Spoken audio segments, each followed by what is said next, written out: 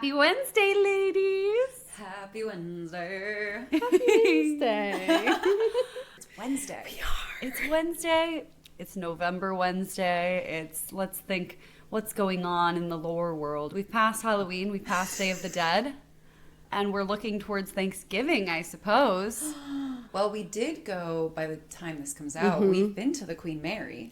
Oh, shit. Which I hope we will do maybe like a closer look together about, just to recap everything that we've been through. If not, we'll be yapping next episode about some of it. Big yaps, big yaps. Boy, are we stoked. So I'm excited. very excited. I can't wait. Here's an interesting flash question. What other haunted locations have you ladies visited?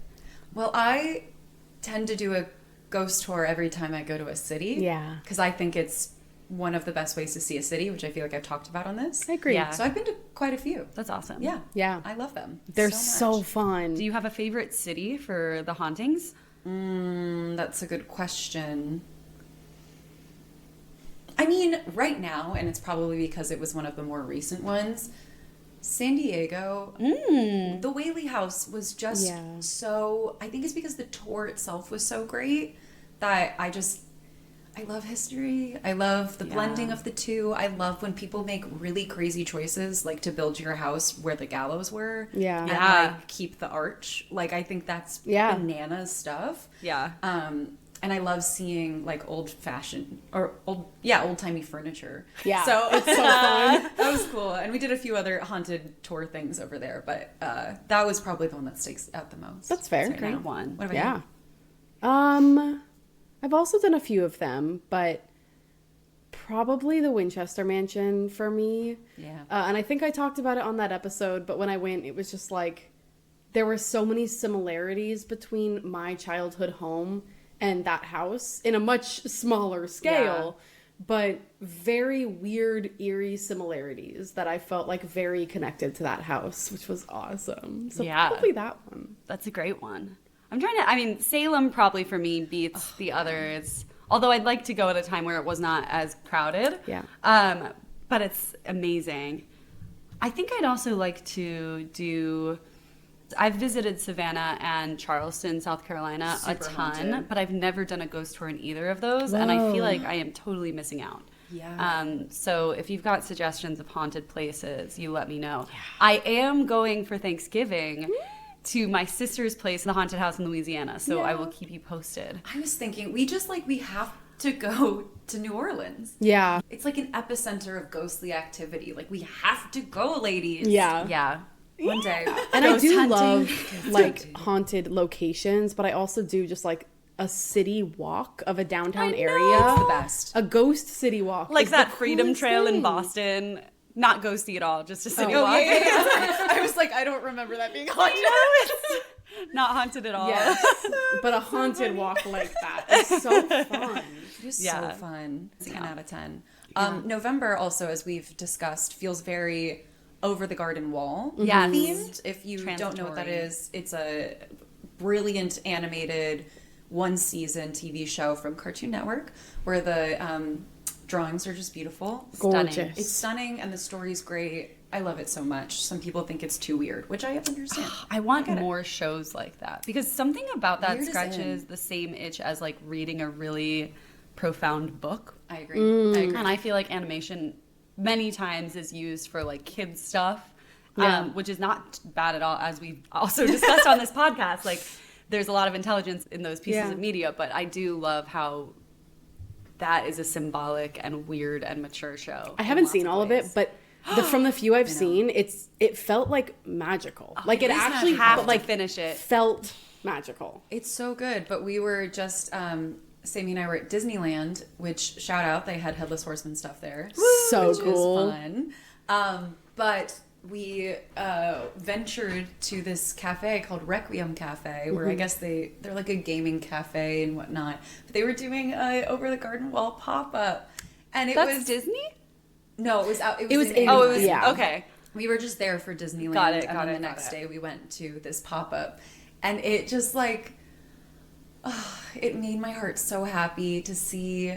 They had so many references. They had like Endicott Grey Tea, like Eat Your Dirt, thing. Yeah. It's just like, I love it. I want more pop-ups. I want more like so cool. cozy thing. And just like the community of people that were there, of like everyone was talking to everyone. Everyone seemed really sweet and kind and all dressed up. And Yeah, it was really it was fun. just- And the that's people were awesome. they were so nice. they're so nice. That's Yeah. a good, I was going to say, I bet that's a great fan base. Yes. Yeah. Well, Yeah. I had like a pin of Dropout TV, and the girl sitting across from us was like, "Oh my god, I love your pins," and we chatted with them for a minute, and they were so lovely. It's just So like cute. it brings people together. That kind of just like world. It was Yeah. so cool. So The fun. best kind It's of incredible. people. It's like, it's the book fair people. Yes! It's the over the garden wall people. It's the people who do, this is something Sammy and I did once, but museum Friday nights. Yes, I I wanna want to go If you want back. to party in a museum, have that's to go back. everything to me. Yeah, Yeah. the Ren Fair, like Oh, it's the that Ren kind Fair. of The Ren vibe. Fair's My so sister fun. just went to the Ren Fair for the first time. Did you like it? Yeah, she loved it. Oh, and she fun. went to the Texas one, which is like very famous. Have you heard about this? No. Oh my gosh. Austin? It's like,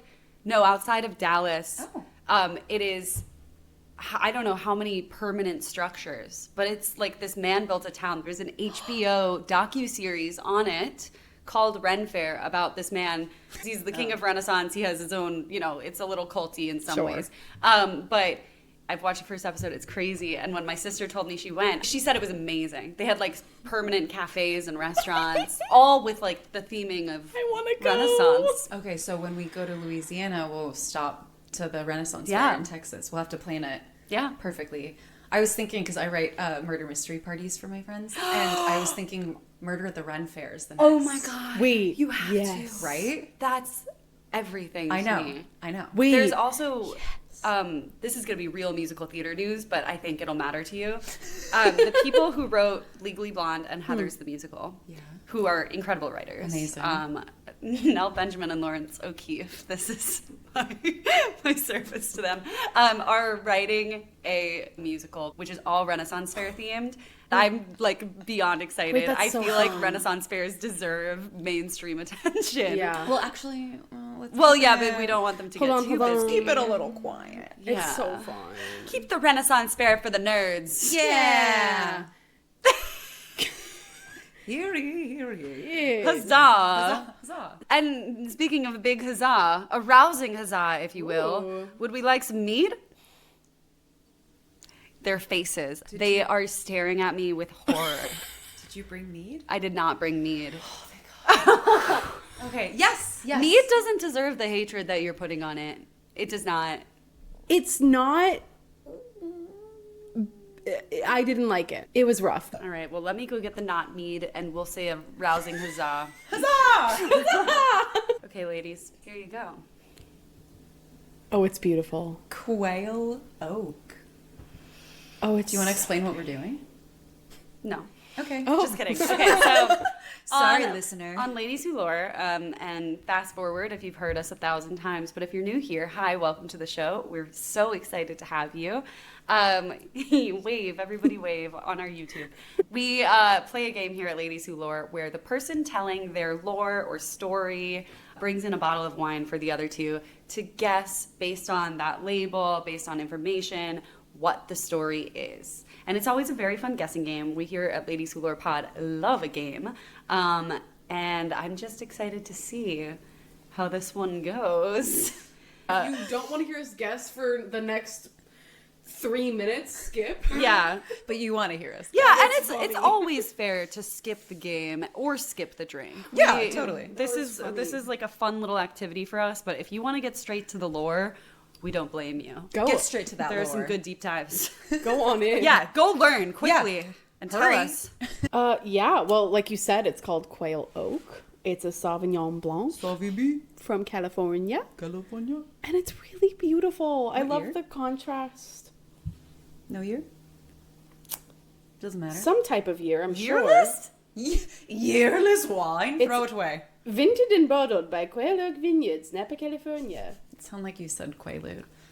Okay, that's crazy. No year. I don't see a year. That's Maybe okay. I'm just not seeing it. Well, yeah, it's really beautiful. It's But- this blue drawing. Yeah, and the contrast between the like bright blue on the bottle label and then the yellow of this Sauvignon Sauvignon. is so pretty. So we've got poppies or cosmos or flowers that are in this with some quails, with baby quails in a line. Then we have what I can only assume is oak with acorns on the grass.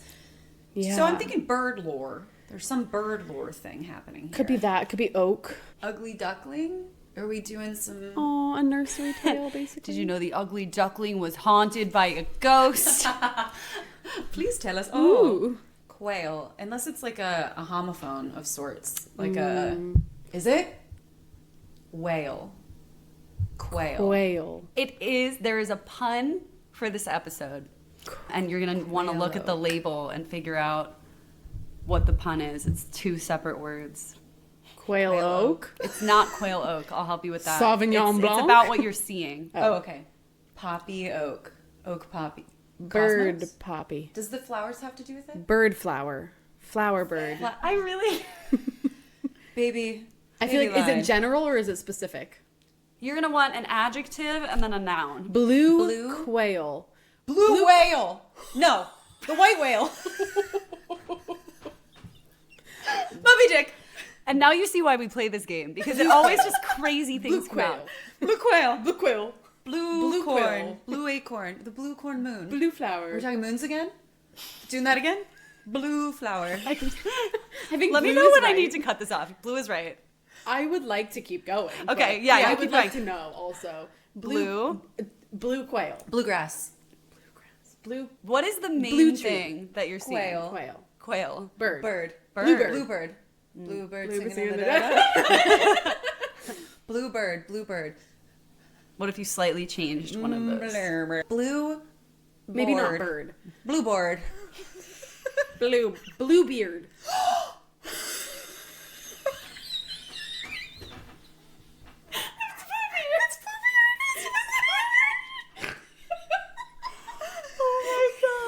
I don't know. I feel like we should lock in Bluebeard. Let's pour some more. I hope we keep all of that in. Listener, I hope you're still with us. That was the wildest that game has maybe ever gotten. Oh, that was funny. I hope this is good, this yearless wine. It's going to be excellent. Say when. Glug, glug, glug. When? Thank you. We're so polite. Shall we cheers to what you think you know? What we know, we know. We know, we know. They know, we know, we know. Whoa.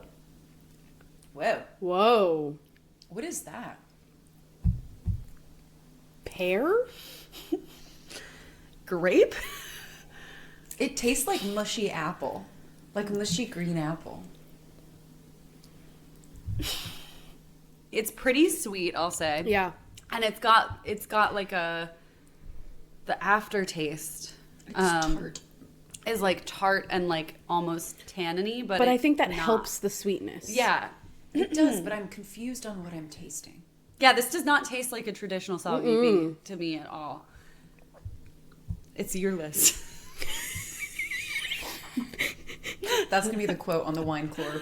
It's yearless. Join the Patreon for the wine clorb. I don't know that I like this. It's a little too sweet for me, I think.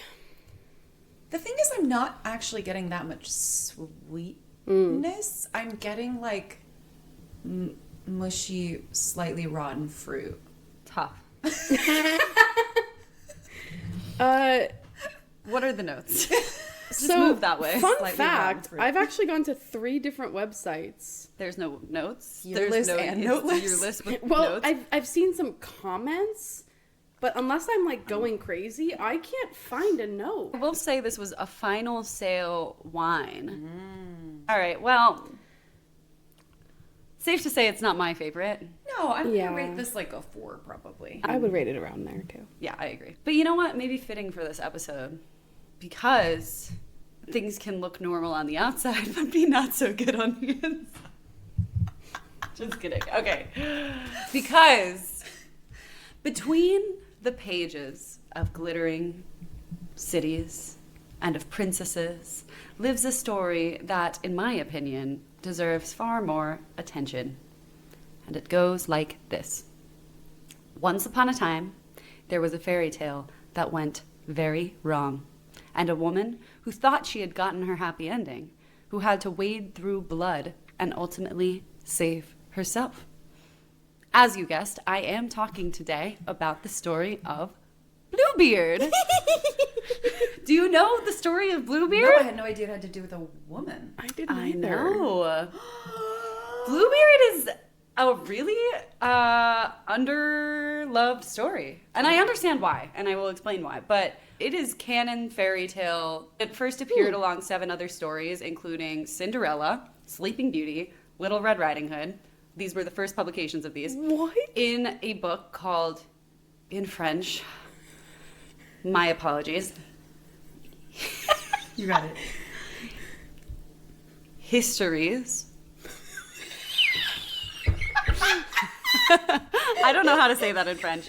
Histoire? But we'll say Histoire au conte de temps passé. That was gorgeous. Histories of stories I'm in Paris. of time past, I believe is what that means. Oh. It's beautiful. By Charles Perrault in 1697. And bonus point for the listener who recalls me mentioning Charles Perrault once before in this podcast, can anyone, including Jesse and Sammy, name what that time might have been? Dutchman? No. I feel like it could have been Dutchman. Fountain of Youth? It was actually recently. It was the Sleepy Hollow episode. Yes. Yes. Yeah. Because I went down this deep dive of when pumpkins actually became part of the Cinderella story. Yes. Yeah. Because they were from America. Yeah. And I was like, Totally. I don't understand how the Europeans got so into pumpkins when they showed up only in the 1600s. And the answer is Charles Perrault. But yeah, maybe it was that moment that made me choose this story, or maybe it's because it appears in one of the books that I've been talking about, Women Who Run with the Wolves by Clarissa Pinkola Estes, a fantastic book. But it just felt like the right time for the story, especially because we were calling this Spooky November. Obviously, many of those other stories have gone on to be some of the most famous fairy tales of all time. But Bluebeard couldn't really be Disneyfied. There was arguably no way. And I say that knowing that like the Grimm's version of Cinderella has, you know, pretty birds brutal. plucking out eyes and you know, Sleeping Beauty ends up pregnant at the end of her story somehow. Yeah, very sad.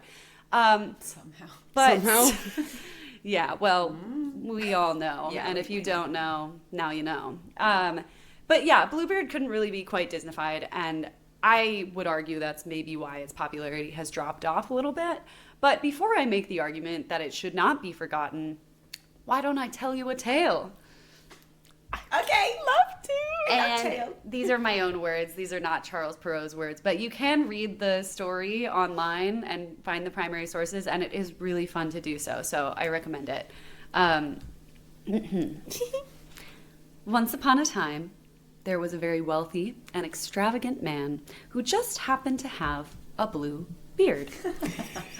Hence the name. Yeah, I got it. Thank you. Yeah, because the beard is blue. Yeah. It was because of this blue beard that he could not find a Mary. Couldn't find a Mary. She was Looking nowhere to for be his seen. Mary.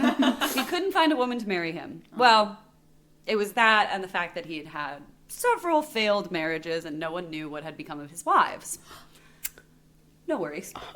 Okay. Bluebeard happened to live near 2 beautiful sisters, and one day he decided to approach the mother about marrying one of them. I love the times where people would just go to the family and be like, I'll take one of your daughters. I want that I one. don't care. One Just of give them. me one of your daughters. So he pulled that. And the mother, honestly, very progressive for her time, asked her daughters, you know, what do you think? And neither of them was into it. They were like, weird vibes, Bluebeard. No. Fair. Yes. I think a Bluebeard's kind of cool. You're thinking he's cool. No, I'm thinking Bluebeard is cool. A Bluebeard. A Bluebeard. A Bluebeard. Not Bluebeard, a Bluebeard. A Bluebeard. Yeah. Yeah, I don't know him too well. At this Well. I would say don't. Do you know this story? No. I check in again? Okay, great. I know he's like a pirate. See, that's what I thought Okay. too. Is he not? Tyler was like, oh, that's the pirate. And I was like, That's Blackbeard. that's not a pirate. Yeah. But I He's not also a thought pirate? Bluebeard Well, I don't was a know. pirate. Well, perfect. Maybe he is. I don't know what happens next. Okay. Because that's when the story cuts out. Yeah, so neither of them was into it. Jesse might have been because Bluebeard. But, Bluebeard did not give up. He was a man of persistence. So one day he invited a whole party of people to his estate, including the sisters and the mother, where they just played games and wandered the grounds and found him to be a very joyful man. And it was such an opulent life that he was offering and such a nice time that they had that the younger sister started to come around on it. And she, yeah, she was just like Jesse. Game nights. She started imagining her life, living on this beautiful estate. He's a perfectly pleasant man. He's got a blue beard. So she, she went back on what she had said before and she agreed to marry him. Ding dong wedding. Okay. About a month into their marriage, Bluebeard told her that he was just going to go away for about 6 weeks. He had some travels. And he handed her the keys to his castle. And he told her she could do anything she wanted, invite anyone that she wanted, and enjoy herself. All she had to do was just promise not to use the smallest key on the key ring that opened a closet. Is this a curiosity killed the cat story? I don't know. Yeah, okay, all right. She doesn't know. She's reading it for the first time right now. This is like, I haven't researched this at all. It's in my own We're words, going to do but a it's live, not. yeah. This is all live reaction here Wow. for me. I just, again, I didn't know it, so I thought, let's read it together. Yeah, I love that. No deeper meaning. So she amused herself for weeks. She let herself into all these lovely, splendid rooms in the castle or estate or wherever he lived. That was nice. But it was all just so wonderful and magnificent that she couldn't help but wonder what was in that tiny room. No. So despite her worry about her husband being mad at her, she took the key and she opened the door. Any guesses? I kind of would do that too, to be honest. Oh my god, his wives. Ooh. What she saw stopped her in her tracks. Blood pooled all over the floors, and all of the bodies of Bluebeard's past wives. I wrote the story. I'm Charles. You're the younger sister, is what it's saying. Yeah, that's true. And in her rush to close the door and her horror, she dropped the key into the blood pool. Oh. As Bluebeard was returning that evening, she rushed to try and clean it. But whether it was magic or something else, the blood would not come out. Okay, can I just say, why did she wait till the final evening to snoop when you had no time? Also, I'm sorry. If I were him, why the fuck are you giving her the key? To test her. Yeah. But also, I'm sorry. But also, One more thing. I'm sorry. What? You have the whole castle? You can peep on under the door? But also, I would have done the same thing. I would have done the same. But I would have done it on the first night. I would Yeah, not this have was weird done it. timing on her part. Yeah. Unless she Yeah. was like, oh, he's coming back. I'll never know. I guess I have to find out what's in there. But also, bleach. I don't think they have. I think I she's know. tried bleach. I think we're supposed to assume the key is the magical part of the story. Because otherwise, this is a very true crimey story. Very true. So the blood would not come out, no matter what she did. And Bluebeard, of course, when he received the keys, knew exactly what had happened. And he was furious. And despite her pleas, he decided she had to die too. Well. And he was like, okay, I'm going to kill you now. Which is also, this part of the story is crazy. Because he's like, okay, we're going to do it. And she was like, she begs. She's like, can you just give me a few minutes to say my prayers? And he relents, allows her to say her prayers. And in this time, she calls to her sister for help, which I guess her sister is not that far away. We're supposed to assume they kind of live nearby. Ring, ring. I don't fully understand the sister's role in all of this. But her They had, sister... the cans with the string. Yeah, who knows? They had little signs for you belong with me. Help. Help. He's going to kill me. Like, She had it ready already. Yeah. Her sister's like, okay? you okay? She's like, no. Yeah, so her sister keeps a lookout, and she's like, I think our brothers are coming, but they are not here yet. So I'm keeping a lookout for the brothers. And the younger sister stalls and stalls and stalls, and eventually Bluebeard is like, it's time. So just as he's about to cut her head off, her brothers arrive, and they storm the castle, and they kill him. Oh. And they get her up off the ground. She's very injured, but she's going to be okay. And ultimately, as his widow, she inherits all his property. Let's go. And lives happily ever after, basically providing for her family. So she uses all this income to like get her sister a great husband, to I think get a new house for their mom. She buys her brothers better titles in the army. And Cleans eventually, up the murder room, I hope. after all of this, yeah, I think cleans up the murder I would room. assume. I like to hope. So she does all these things, and then ultimately, after all that had been done, she met a man that she loved more than anything, and she married him, and she forgot all the troubles that she had with Bluebeard. That's really sweet. That's a Disney ending. Yeah, it's a there? non-Disney story with a very Disney ending. Yeah. It's also quite progressive. Female-centered story, goes through hell, outwits the man, Yeah. and then ends up happy. Yeah. That's When kinda does that rich. ever happen? And rich. And like able Rich to without actually, the like, man. finance Yeah. her family. Yeah. And like make a life she chooses to have. Yeah. Yeah, it's very, one could argue it's empowering. It's also interesting to see what was thought of it when it came out and Yeah. what people thought of it. So this is not a unique folktale by any stretch. There are a lot of stories with this sort of sequence of events of like a woman unknowingly marrying into a very abusive, dangerous partnership and then having to escape it. So there's the robber bridegroom that I think maybe you've heard of, Fitcher's Bird from Germany. There's Zarendak, which is a Palestinian story that I read that is like really cool and much longer than this one. The Tiger Bride of India. That one was crazy. The tiger like wants to eat people, and he asked her to cook a curry of people because she's his wife. Anyway. And then there's Greenbeard in Lithuania.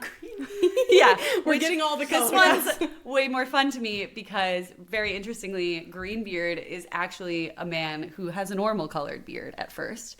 And he hears this girl, kind of like Jessie, saying, honestly, like a green beard would be really cute. And he dyes his beard and gets her to marry him. Well, but he's a terrible man. Sorry. Never mind. But yeah, it also has a lot of inspiration from Beauty and the Beast as well. If you like hear the West Wing, you can't go into the West Wing. I love it. And obviously that's because Perrault and the Grimm brothers, who are credited as the authors of these stories, recorded them from oral tradition. These are, long held stories. Fun fact about the Grimm brothers, they had this in their first collection and then omitted it in the 1800s because I believe their reasoning was that Charles Perrault's version was too famous. But I don't fully understand why. So Interesting. yeah, I was like, oh, that's kind of interesting. The story does start disappearing. And before we get into the themes and what people thought of it, I'd like to say that there is a real life possible inspiration for Bluebeard. Some believe that the Bluebeard tale came from the stories of Connemore, or Connemore the Cursed, who was an early medieval ruler in Brittany, in north France, so works geographically.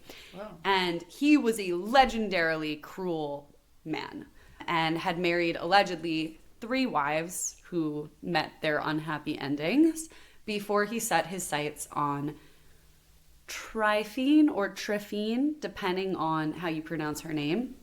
She was a princess from a neighboring kingdom. I just have to say, this is a crazy story if true. Like, I don't know why this is not a more famous historical story. So, similarly, she refused to marry him at first. She was like, no way, you're a bad guy. But when he threatened to invade her father's lands and kill his people, she agreed. And as it goes, while Conmore was away, Tryphene found a secret room with items from all of his dead wives. And she sat down and prayed, and their ghosts appeared to her. Allegedly, as the story goes. And they told her that the reason his wives were ending up dead is because there was a prophecy that stated he was going to be killed by his own son. And that if she becomes pregnant, he will also kill her. And lo and behold, she does become pregnant. But with that information, she escapes and gives birth in a forest. This is very Oedipus. I know, it's crazy. Yeah. So she hid her son before Conmore could catch the son, but ultimately Conmore did catch her and allegedly behead her. However, Saint Gildas finds her body and miraculously at that time restored her to life, and then she became a saint. Oh. And like there are churches dedicated to her. She is a saint now. Really? And I fully don't understand if this is fact or fiction. But again, this was said as like he was a real ruler, she was a real princess. Wow. And it's crazy. Do you know what she's the saint of? No, I don't. I'm curious. Yeah, it's a good question. Huh. That's wild. Another fun fact about Conmore is that it was widely believed he was a werewolf. What? Yeah. This guy's cool. He's not cool, but the facts I know. are very the cool. facts are insane.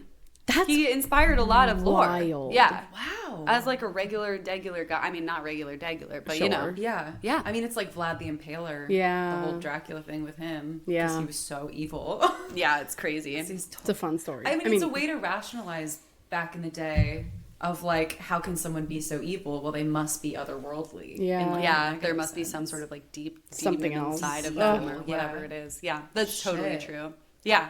So totally crazy if that is the inspiration. I can't even imagine. I'm sure there are just many inspirations of people being able to do that and get away with it regardless. Yeah. So True. lots of word of mouth. So now we get to the theme, and I know you already touched on it, but I wanted to ask an open-ended question to the ladies who lore. What do we think the theme of the story is? Like the intended theme? Either. Okay. And I can answer the intended theme because Charles Perrault, at the end of every one of his stories, puts a moral. what? So I so can tell you neat. what that is. Yeah. Interesting. Okay. So maybe what do you think the moral is from his perspective? And then... Don't have a blue beard. Probably. Don't be curious. No. Moral. I don't like. I know.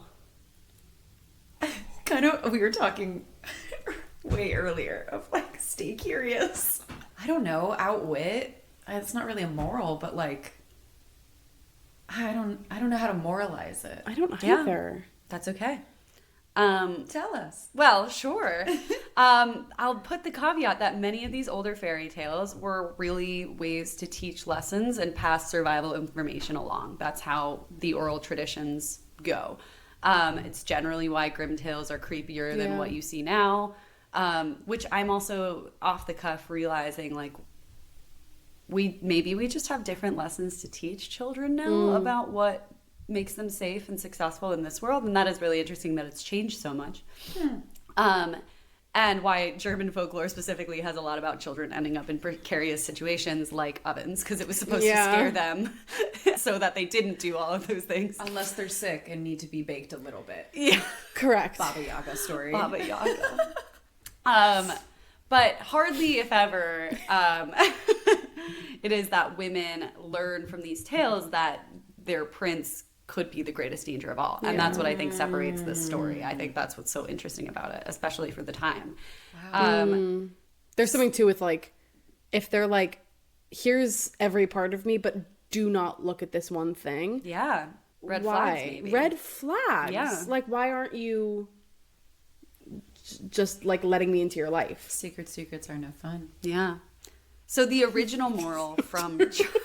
That's the moral. Secrets are They no are fun. no fun. Charles They do Perrault. not lead to anything. Unfortunately, it's worse. Oh, no. The original moral is very explicitly blaming women's curiosity as the thing that destroys marriage. Don't be I curious. just want to say, again, curiosity killed the cat. But it didn't, though. She prevailed. Well, that is why I don't think that actually works with what the story is. That's why I would argue that maybe it's a mistaken theme. And there are 2 morals that are included depending on which version you're in. So I don't know if it's a newer version or if it's just 2 morals tacked on. The other one isn't much better. Basically, it says that, well, this is a tale from a bygone era and husbands are way better now. Sorry, is the moral? Yeah, he's basically saying there is no moral. It doesn't matter. Your husband is not going to be like that anyway. So now we all know. Sorry, I beg to differ. I know. Might be. Which also I was like, wow, this is crazy that if this was in 1600 that wow. we were still using that. And yeah, I'm personally not super satisfied by either of those themes. Yeah. Especially because it doesn't quite fit the story. Mm-hmm. Things work out for her. Super well. This is a happy ending. And I would argue the only mistake she made was marrying this man in the first place. Yeah. And thankfully, nowadays, most of the world agrees with me. So most of the interpretations nowadays are very adamantly, this is a feminist, quote unquote, tale of teaching women what to beware when they're choosing a match. Fair. Or when perhaps they're choosing anything. And Clarissa Pinkola Estes, the reason she includes this in Women Who Run with the Wolves is that it's a story about the naive parts of us that are more swayed by what is pleasurable than what is intuitive. Ooh. And this is a really good quote that I wanted to share.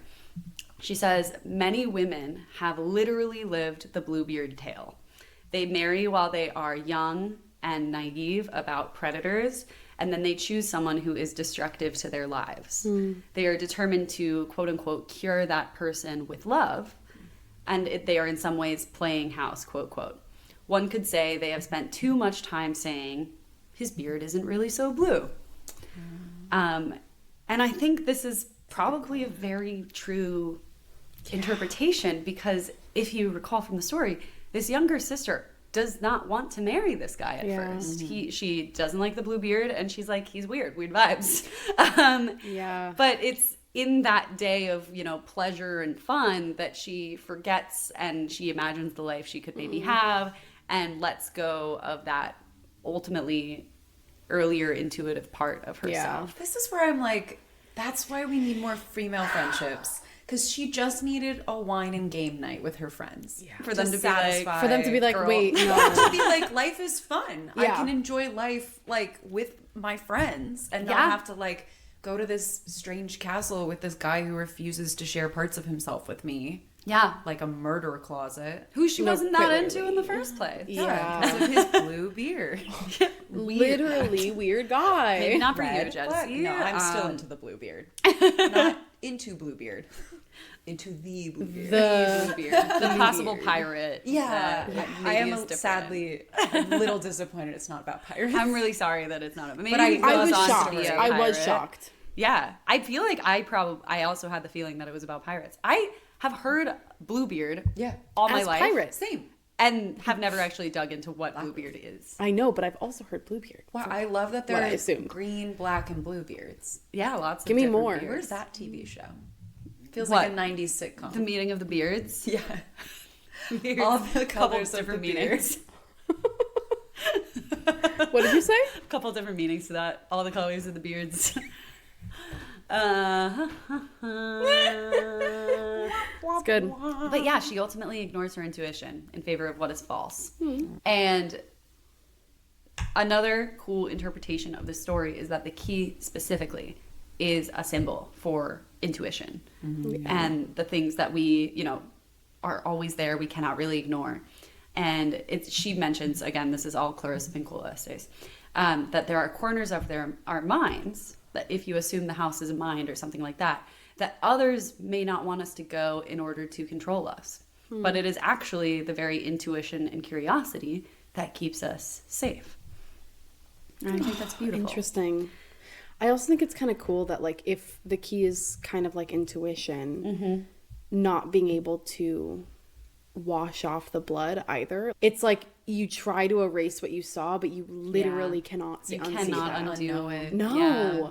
Ooh, oh, it's cool. Yeah. Good. No, and it's true, right? Like she's like, it's nagging at her. She wants to know, and then she knows, and she's like, I can't not know. Yeah. And to think like, you know, like she really did want to wash off the key, and then I don't know what her plan would have been. I don't know. Yeah. I was half expecting her to be like, because part of me was like, what would I do in this situation? Yeah. Because I'm obviously this younger sister. Part of me would be like, I think I would play along being like, that's so fun. Like, whoa. Play into his, Be interested in it? Yeah, being like, I'm so glad you got rid of them because I'm here now. And then like figure out a way separately to get yourself out of that situation. But I wonder if that wouldn't work for him. Maybe. It's unclear to me what his motivations are, Totally. right? Like, is it like he always tests the wives? Oh, maybe. They fail and then he kills them every time. Would there be a situation in which he wouldn't want to kill his wife? Or is that like sort of what he's into doing? Yeah. I don't know. Or if it's like let me play along, actually pretend that I'm not here anymore, go find someone else and do it again and like try to kill him or something. Maybe. Yeah. I don't know. Oh, this is all just reminding me of Pearl. Really? I haven't seen it. It's so good. There's one scene specifically, I will not say what it is, but it's giving that for me right now. It's so good. You have to see it. I haven't seen any of the other movies, but that movie is great. Wow. Yeah. Okay. High on the list. But yeah, I think the other thing worth noting is it is the younger sister who goes through all this, right? Yeah. It is the younger, like more naive person who isn't sure. The older sister, it doesn't change her. And I think those brothers are important too. Whatever you want to call them, whatever they're a symbol of, or if they're like the people who will fight for you. But I think the knowledge of when to like fawn or fight is very clear in this story as well. It's a good allegory too for like women specifically in abusive relationships. Is 100%. Like, you always have your family to lean back on. Yes. Hopefully, ideally. Yeah. That's a good moral, I think. I do too. I think that's Or at least chosen family, if anything. Yeah. Family Exactly, meaning like, whatever you need it to mean. They're always people who are coming around Yeah. the corner. So yeah, this is my petition that this story has a bigger place in the canon. Probably not as a Disney movie. I've been trying to figure that out this whole time. I was gonna say how. I think there's like a kind of macabre Disney movie where like maybe Like a more hunchback kind of vibe. there's no way to get around the fact that he's an evil guy, but that's not, It's not new. you can have an evil man. Again, it's so interesting that this is such a famous trope, and yet give me a story of someone who marries like an evil guy and has to escape. Where is that movie? It's an interesting story. It is an interesting And it's a common story. They're out there. I'm sure. Yeah. If you think something is an adaptation of Bluebeard, please let me know. I did read that Jane Eyre might be slightly based off of Bluebeard. I don't know if you have read it. I have. It's been a long time since Doesn't I she have. like him? She loves him. That's why it's weird, but he does keep his wife like locked up in the Yeah. attic. And it is this weird, like, he's like, don't worry about She's that. like, isn't she like mentally ill? Or is that what he wants you to think? I read it a long time I ago. don't remember which it is. She's like the ghost of the house. It's been a long time since I've read I think it. she was mentally ill. Like, I Yeah. think that's the whole thing. But even then, it's Don't Yeah. lock her weird in the secret closet, to keep yeah. and lock and For like a into much closet. younger woman too. Yeah, very interesting Huh. stuff going on there. So yeah, so I don't know if there is a moral. It's obviously up to interpretation because Charles Perrault was like, just let your husband have some secrets, jeez, and then your marriage will be lovely. But I think if there's ever a moral, it's listen to your gut, ladies, because appearances lie, but your intuition never does. Damn. So good. And that's Bluebeard. Oh, I love knowing about Bluebeard now. I know. Truly knew none of that. None of it. I'm very happy to have been your opening to Bluebeard. Thank you so much. That was a great lore. Wanted to do. Well, I knew we were kind of going spooky for November, but I was like, is there a spooky fairy tale? How spooky do these get? And then this is one that I've had sort of on the back burner, and I was like, this is spooky. Like, this is a weird, in a gruesome real tale. way. Yeah. Ooh. Yeah. Ooh, I really like that. I'm gonna be thinking about that. That's cool. For a while. Yeah. Did she have a name? No. They hardly ever name people in fairy tales. Like, I feel like it's unique that Snow White and Cinderella got their names. And Sleeping Beauty. And Aurora? was she always Aurora? Or was that I don't know if that was Maybe that was Disney. Yeah, Maybe I that don't was know for Disney. sure. She might have been Aurora. Maybe. But yeah, she was just the younger sister in this. There's another version, I think, where there are two older sisters, and she's the youngest out of all of them, and both of the older sisters refuse him. There are a lot of good versions of this, is the answer. Lots of good stories to go pick through now. Dang. That's so cool. This is awesome. I love it. I feel like we haven't done like a fairy tale episode in a while. Yeah. Oh, felt like choice. time for a new one. That was fun. Yeah. Yay! Spooky ooky. And if you ever need an intervention, let's have a wine and lore night. Yeah. We'll talk you out of your Bluebeard obsession. Yeah. Jesse. What? You I thought like we were just that. playing games tonight. Yeah, we're not. Bluebeards are not it. Guys, stop. can't. He's really, No. he can be, sometimes he's really He's nice. rich. No. He's rich. Have you seen his castle? Yes. He gave me the whole ring of keys. The whole ring. Just can't open one. It's fine. It's fine. It's probably his like mom in there or something. I'm sure it's fine. Oh, it's Yeah, fine. no, So it's fine. just It's like so fine. It smells a little weird. Yeah. Whatever. Whatever. It's His mom is fine. just old. She's asleep. Yeah, it's like a leaky faucet, probably. It's fine. Come to my wedding. couldn't miss it. Can't wait to visit your castle when you need my help. Thank you. Same. Because I warned you. When I hold up my Taylor Swift sign. You okay? No. Wow. Oh, funny stuff. But she's a smart lady. She gets herself out too. yeah, she's Yeah, so you'll be Cool. fine. She's a cool heroine. Thank you. Yeah. Just Yeah. like us. Yeah. Sisters. All right. Well, We did it again. how could we sing? Oh, I know. defer to you. Here's what I'm thinking. We could sing as the ghosts of the wives telling you to get out. Ooh. Or we could sing as holding up the sign to our sister, being like, everything is not good, but having to sound like you're praying. There's a lot of nuance I like to that one. I like that Yeah? one. Let's do that one. Let's keep our cool and ask for Yeah. help. So we're asking for help. Yeah. But he pretending thinks we're praying. Yeah. Yeah. 3, 2, 1. Ladies who lure. Ah! Help! It's fine. This fucking guy. This blue beard. It's fine. Once again, I'm not opposed to the Bluebeard.